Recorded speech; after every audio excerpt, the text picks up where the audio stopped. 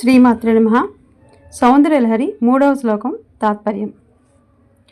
అవిద్యానామంతస్థిమిరమిహిరద్వీపనగరీ జడానాం చైతన్యస్తవకమకరందశ్రుతిజరీ దరిద్రాణాం చింతామణిగుణనికా జన్మజలదౌ నిమగ్నానాం దంష్ట్రామురరిపువరాహస్య భవతి.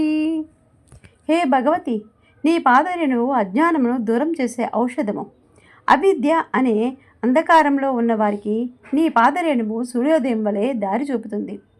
జడులకు ఆత్మ పదార్థ ప్రబోధకారిణి అయిన కల్పవృక్షం గుచ్చం వంటిది. దరిద్రులకు చింతామణి వలె దారిద్ర్యాన్ని దూరం చేస్తుంది.